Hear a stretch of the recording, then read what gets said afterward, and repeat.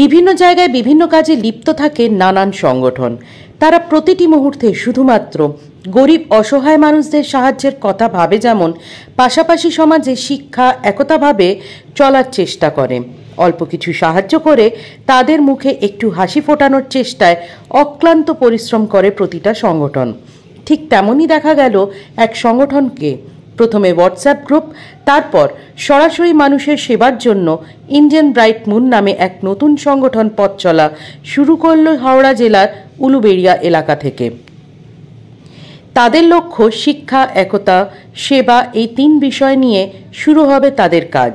Indian bright moon 10-20 নয়, প্রায় 50 জন সদস্যকে নিয়ে এই নতুন পথ চলা শুরু করল। সংগঠনের সদস্য জানান, এই সংগঠনের প্রথম কাজ হবে শিক্ষা নিয়ে তাদের ঐক্যমঞ্চ গড়ে তোলা। এই অনুষ্ঠানে উপস্থিত ছিলেন সমাজের বেশ কিছু উচ্চপদস্থ ব্যক্তি ও সংগঠনের সমস্ত সদস্যরা। আমাদের বিভিন্ন রকম বহুবার মিটিং হয়েছে এবং অনেক সংগঠনের সঙ্গে আলোচনা হয়েছে এবং উপদেষ্টাতে যারা আছে আমাদের উপরের লেভেলে তাদের সঙ্গেও আলোচনা হয়েছে। তারা অনেক রকম নামের প্রস্তাব দিয়েছিল। শেষমেশ সব কিছু বাদ দিয়ে আমরা ইন্ডিয়ান ব্রাইট মুন নামটা ঠিক করেছি এবং ফাইনাল করেছি। তার কারণ হচ্ছে আমরা জাতি, ধর্ম, বর্ণ নির্বিশেষে সকল মানুষের উদ্দেশ্যে কাজ করতে চাই।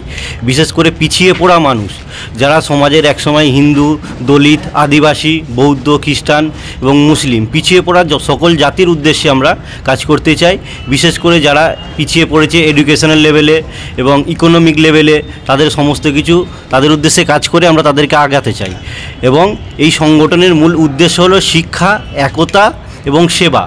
যে সমস্ত মানুষরা এই সংগঠনের সঙ্গে যুক্ত হচ্ছেন তাদের উদ্দেশ্যে আমরা এই একই কথাই বলে আসছি এবং এই 3টে জিনিসকে সামনে নিয়ে সমস্ত মেম্বাররা আগাতে উদ্যোগী এবং সেই উদ্যোগ নিয়েই আমরা পথ চলা শুরু করেছি। আজকের দিনই কেন করলেন? আমরা এই প্রোগ্রামটা পরবর্তীতে করারই প্ল্যান করেছিলাম, কিন্তু আমাদের যে মেম্বাররা আছেন সেই মেম্বারগুলো এক এক করে তাদের রেসপন্স অনুযায়ী আমরা আজকে করতে বাধ্য হলাম তাড়াহুড়ো করে। কারণ আমাদের এই একটা গ্রুপ তৈরি হয়েছিল প্রথমে, সেই গ্রুপ থেকে যেসব রেসপন্স আসছিল প্রায় 400-450 জন মেম্বার এই প্রোগ্রামটা করার জন্য খুবই উদ্যোগী হয়েছিলেন। সে কারণের জন্য আমরা এই প্রোগ্রামটা আজকেই তাড়াহুড়ো করে করলাম তাদের প্রস্তাবে। প্রথম কর্মসূচি কী থাকবে? সংগঠনের প্রথম কর্মসূচি আমরা শিক্ষা নিয়ে আগিয়েছি এবং তার সাথে একতাবদ্ধ ঐক্য মঞ্চ গড়ে তোলা এবং টোটাল কমিউনিটির উদ্দেশ্যে কাজ করা। ডেফিনেটলি এটা একটা আলাদা এক্সপিরিয়েন্স।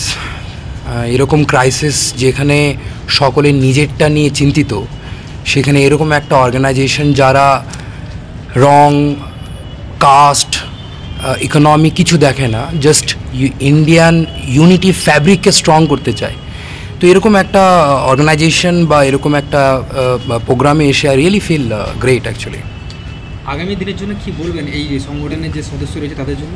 হ্যাঁ, it's a great question. I really wish কি আপনারা অবজেক্টিভকে ভুলে যেন না। সেকেন্ড, প্রত্যেকটা অর্গানাইজেশন মুসলিমের অনেক হয়েছে, it's not the first, but প্রত্যেকটা বেশি দূর সাফার করতে পারে না। The only reason that I found that because of ওরা আল্লাহ এবং আল্লাহ রসুলের রাস্তাটা ছেড়ে দেয়। See we human have came for the whole humanity. তো যেহেতু আপনাদের IBM-এর উদ্দেশ্য প্রত্যেকটা জাতির জন্য কাজ করা, সো আমার এই গ্রুপের বা এই প্রোগ্রামের এই অর্গানাইজেশনের প্রত্যেকটা মেম্বারকে একটাই রিকোয়েস্ট থাকবে বা মেসেজ থাকবে, মানুষের জন্য কাজ করুন, ইন্ডিয়া ফ্যাব্রিককে ইউনিটি করার জন্য কাজ করুন, অ্যান্ড এডুকেশনকে লোকের জন্য আম করুন। তারা মানবতার জন্য কাজ করবে, শিক্ষা, সেবা এবং মানবতার উন্নতির জন্য কাজ করবে বলে দায়বদ্ধ এবং প্রতিশ্রুতিবদ্ধ হয়েছে। এবং এই প্রতিশ্রুতিবদ্ধ হওয়ার কারণেই আমরা তাদের এই কর্মসূচিগুলো লেখার আকারে, ছাপানোর আকারে দেখার কারণেই আমরা তাদের সাথে আজকে ঐক্যবদ্ধভাবে এই ময়দানে এসেছি। যেহেতু নামটা হচ্ছে ইন্ডিয়ান ব্রাইট মুন, অর্থাৎ যাদেরকে আমরা চাঁদের হাট বলি, সোসাইটির জন্য যারা কাজ করেন, এই ধরনের মানসিকতা সম্পন্ন জাতি, ধর্ম নির্বিশেষে সকল মানুষের জন্য এর দরজা খোলা থাকবে। আলহামদুলিল্লাহ, খুবই ভালো লাগছে আমাকে। এই জন্য যে আল্লাহ নবী সাল্লাল্লাহু আলাইহি সাল্লাম যে সমাজমূলক কাজ জাতিকে শিখিয়েছেন, ঠিক সেই পথ ধরে আমাদের এই ইন্ডিয়ান ব্রাইট মুন একই লেভেলে কাজ করতে উদ্যোগী হয়েছেন।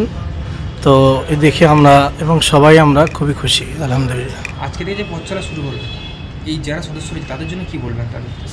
তাদের উদ্দেশ্যে আমি এটা বলবো যে তারা সর্বসময় আল্লাহ নবী সাল্লাল্লাহু আলাইহি ওয়াসাল্লামের নীতিকে সামনে রেখে তারা যেন এই কাজে এবং এই পথ ধরে চলতে পারেন এবং চলার চেষ্টা করেন, এটাই আমি তাদের জন্য জানাই।